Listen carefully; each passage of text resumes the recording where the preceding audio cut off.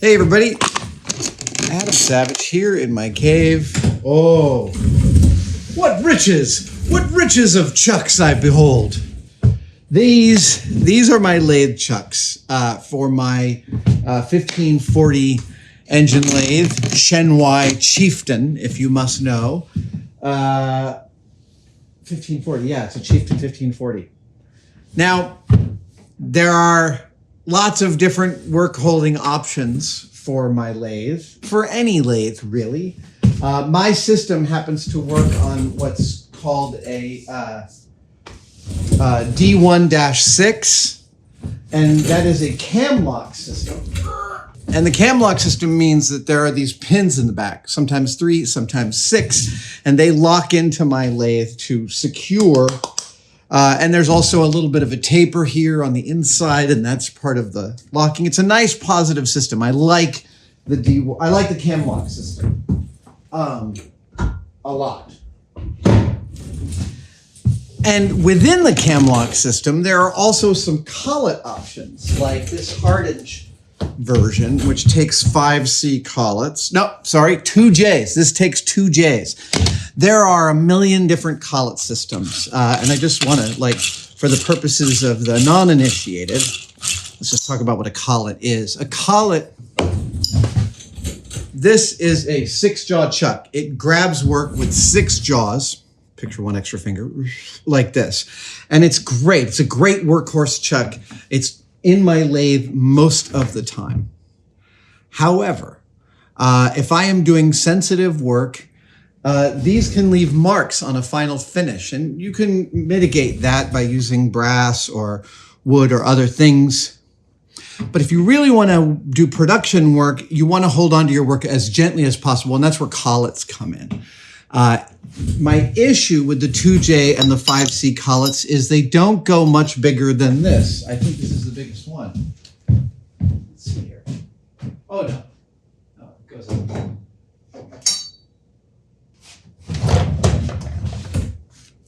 I seem to have... All right. I was about to say that one of the things I didn't like about the 2J system is it only goes up to 1 3/8, which is why I bought this new chuck right here, but it also only goes to 1 3/8. We can all try to justify our purchases from time to time, but sometimes it's just fun to grab a piece of equipment you've been wanting to play with for a while. So this is a different kind of collet system. 1, 2, 3, 4, 5, 6, 7, 8, 9, 10, 11 collets for this specific chuck. 12 collets. Oh, goes up to 1.5. Look at that. Yeah, all right, so it goes a little bit bigger. I have just received this. I'm going to clean it up and put it into the rotation. Where is it going to live, you ask? Well, it's probably going to live where the 5C collet lives. This is the least accurate of my collets. It is, it's fine. It's just not amazing. It's about 7/8 thou out, which is more than most of my collets, more than most of my chucks. Most of these chucks I can bring into 1 or 2 thou. I mean, the 4-jaw I can bring dead to nuts. The 6-jaw is a true set, so I can bring it into 1 or 2 thou. This one's pretty far out. So I may put this into slightly deeper storage. It's also the lightest chuck I have. I kept noticing that machinists I admire had this kind of chuck, this kind of collet system. So I thought I'd try it out. But let's clean it all up and put it in and try grabbing something with it and see how it feels and see how true it actually is. Yeah. All right.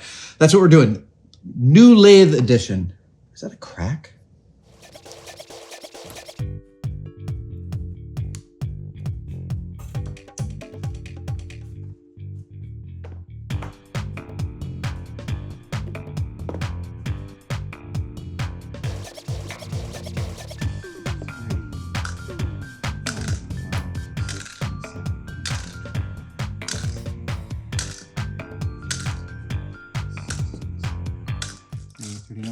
All right, 39 ball bearings. That is a nice simple machine. I like simple machines. And the keyway is held on with a set screw. And that is for this business. Yeah. Yeah. Yeah, we can clean all that up. That's nice. So we're going to start. Hang on. So we're going to start with the parts washer. We're going to wash everything in the parts washer. And go from there. Gloves. Gloves.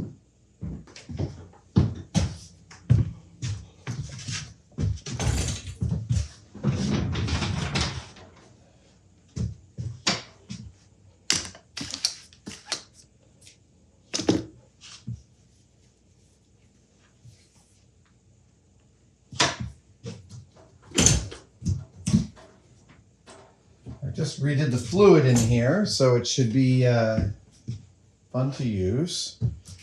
Yeah.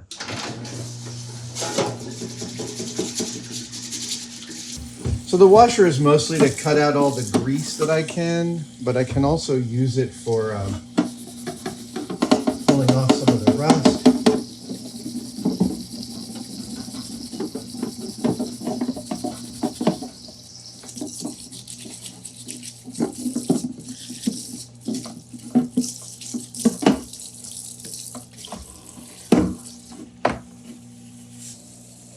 I know, why didn't I soak this in my rust remover overnight? It's because I didn't think of it and I'm impatient.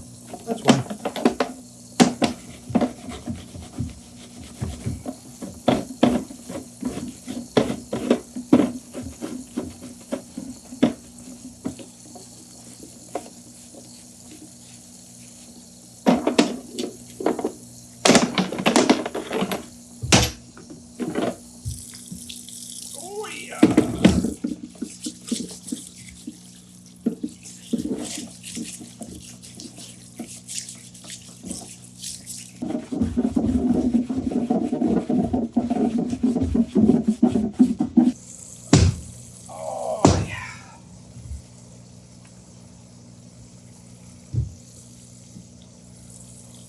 These all look in pretty great shape. I don't feel like these need a huge amount of cleaning. Let's just do a little bit.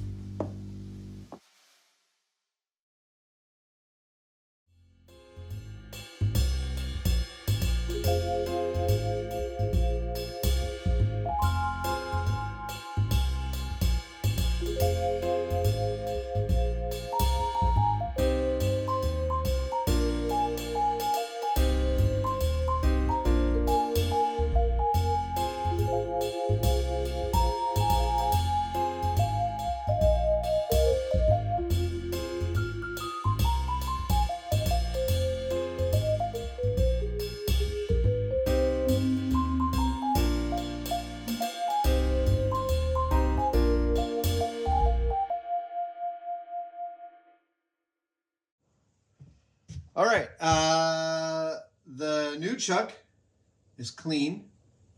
Does that feel? I feel like I've got a little mark on there. Hang on.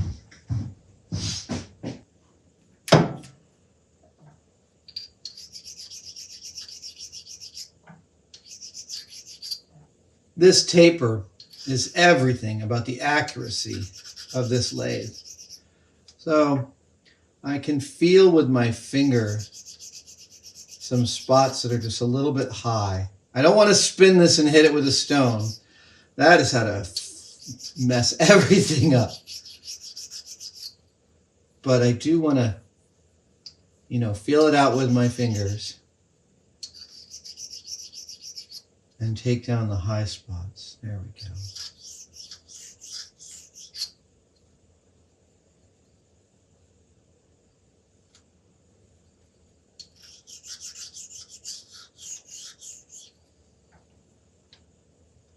Okay. I'm going to bring in the new chuck.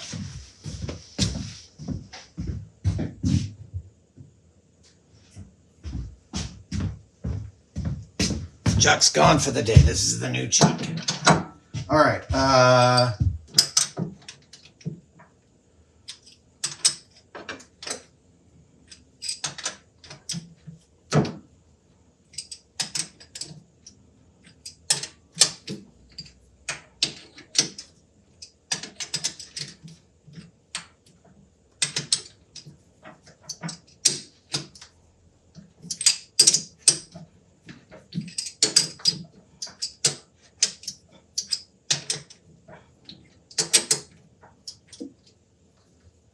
So I've got a nice piece of hardened steel here. It's very round. I know that sounds... All right, so tighten it like this. That is really nice. That looks pretty freaking round, so let's get an indicator on it. Let's see what we can do. All right.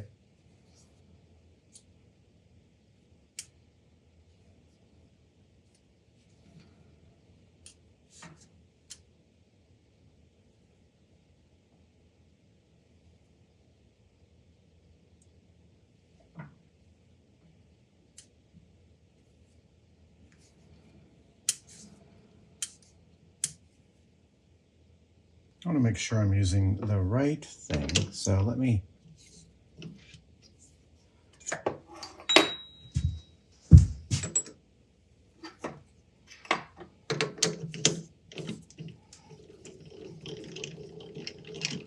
I love how easily this thing turns. Oh! I love how easily this thing turns. It looks like I'm missing one of the collets here. I'll have to go find another one. Strange what desire make foolish people do. Ooh, God, I love how positive that is.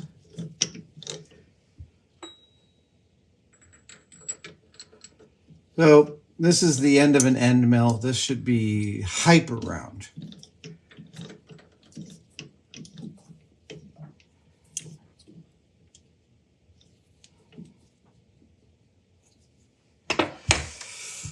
And we're going to get...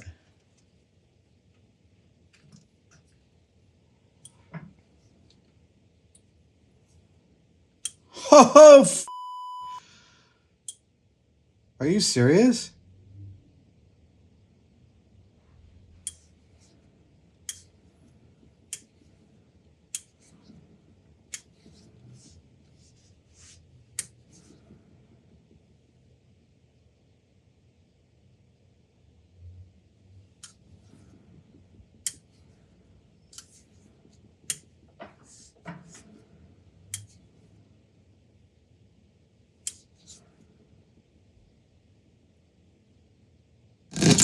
Dudes and dudettes, check this out. Okay, so it's upside down. So right now it's reading 0, 0, 0 and 2 10,000ths.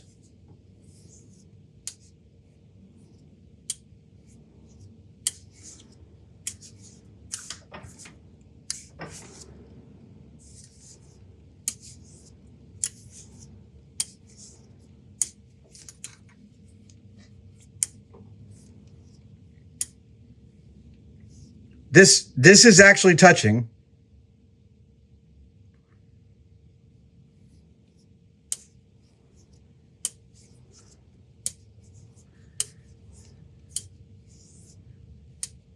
Dude, it is.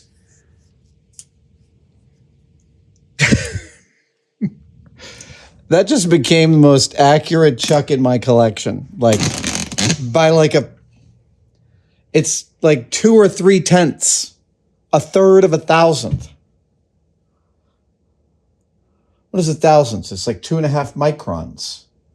Yeah, it's like plus or minus a micron, as Stefan might say. It's plus or minus a micron. Yeah, amazing. What a great addition. Woo! That's amazing. I'm really freaking pleased. Dudes. Oh, man. Woo. It is just not moving. I mean, I'm getting more movement from like smacking this, which is like part of the lathe itself,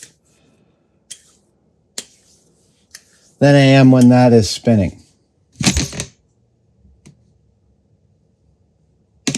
On a lathe like this, you're really lucky to get like within 2 thou.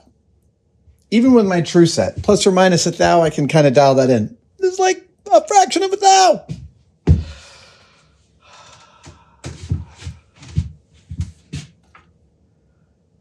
Now I need a place for this Chucky. Chucky's in love.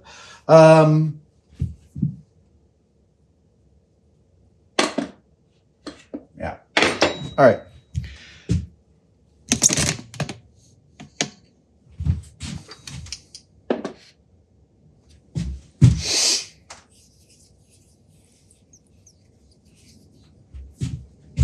That's really neat.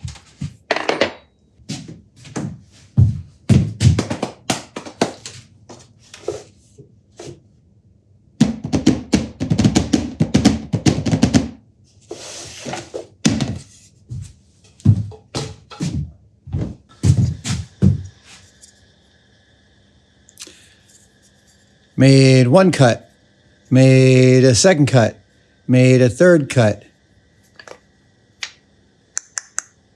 And that's where the Chucky lives. And I think he lives right there. Uh-huh. Yeah, we can do it right there. Mm-hmm. Mm-hmm. Oh.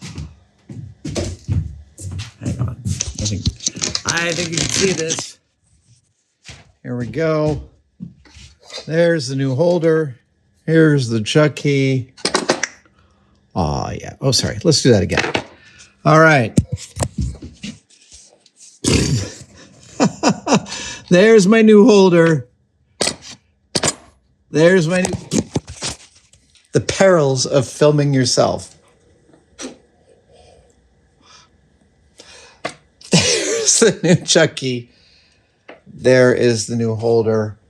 Chucky's in love. I'm very pleased. Holy cow. Yeah. It's really good. I'm going to leave that in there for right now. Now. All right, this one's going to go in.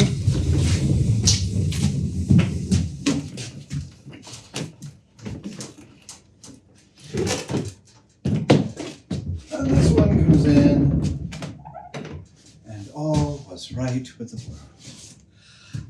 Excellent. Thank you guys for joining me for this one-day build. I'm very pleased by the super accurate new... There's my light. There's my light. Thank you. Thank you guys for joining me for this one-day build. I'm very pleased with that purchase. And I will see you guys. Yeah, I'm going to eventually make a rack for all the collets, but that's not going to happen today. That'll be a different build because I have no idea where they're going to go. I have no idea how best to store them. I may have to put them in a drawer. Look, doesn't matter. We're wrapping this one up. I will see you guys next time. Cheers. Hey guys, Adam Savage from Tested here. If you've ever seen the 6-inch ruler in inches and centimeters on my forearm and wanted one of your own but you didn't want it to be permanent? Well, today's your lucky day. You can now buy temporary tattoos of my measuring stick, my measuring forearm, at tested-store.com. Comes like this, goes on in about 30 seconds with a little water. The instructions are on the back. It comes off with rubbing alcohol, and hopefully it warms you up to the idea of permanently attaching a measuring device to your body, because I use mine every single day.